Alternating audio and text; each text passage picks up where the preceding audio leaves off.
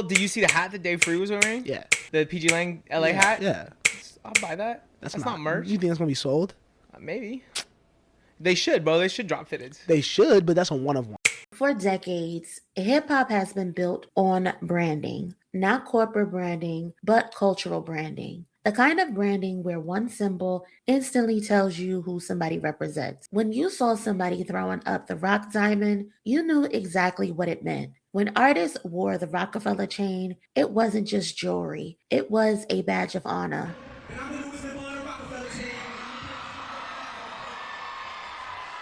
Deathrow had the electric chair chain, Cash Money had the spinning medallions, No Limit had the tank, Rough Riders had the R, and Bad Boy had its iconic logo, shiny suits, and a bunch of other things. But these weren't just accessories for these labels and crews. These were symbols of belonging, symbols that said, I am a part of something bigger than myself. And today, in an era where everything gets commercialized and sold to the public, Kendrick Lamar and Dave Free have quietly brought that tradition back through something much simpler, a fitted hat. Specifically, the mysterious pgLang New Era Los Angeles Dodgers baseball cap. A hat fans have been begging to buy for years. A hat that just isn't for sale. And according to Dave Free, it never will be. Back in October of 2022, Dave Free addressed the growing demand directly on social media with a simple message. You gotta be from PG to get fitted, not for sale. And just like that, the entire conversation changed because those three words tell you everything you need to know about the hat. It's not for sale.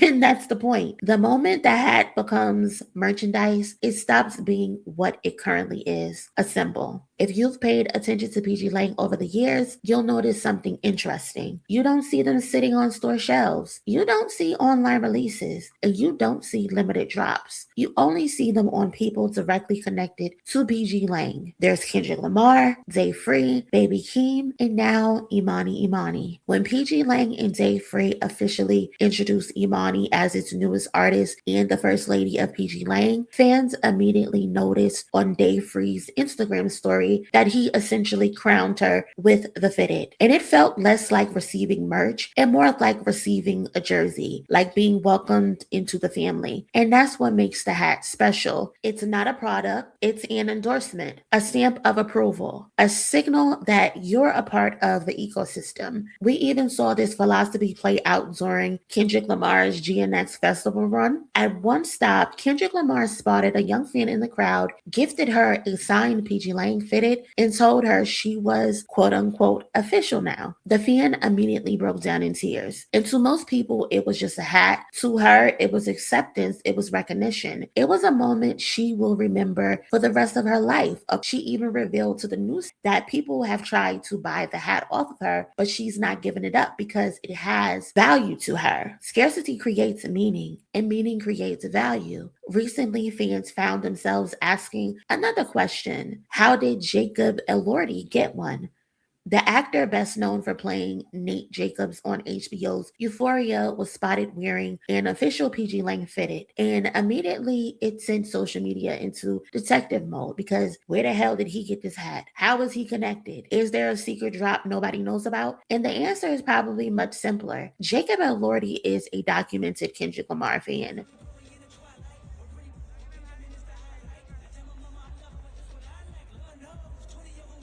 Paparazzi has caught him multiple times wearing Kendrick-related merchandise, including pieces connected to the Grand National Tour. And beyond that, Kendrick and Elordi have shared a connection through Chanel. Both have worked with the luxury fashion house and appeared in major campaigns as ambassadors. There has also been speculation that Elordi could potentially be involved in Kendrick Lamar and Dave Free's upcoming film with the creators of South Park. Now, to be clear, there has been no official confirmation of that. It's simply a rumor, but if it turns out to be true, then seeing Elordi connected to the pgLang world suddenly makes a lot more sense. Because the fitted doesn't move like merchandise. It moves like access. It moves like affiliation. It moves like membership. So when Jacob Elordi is spotted wearing a pgLang hat, I don't think he found it on Etsy.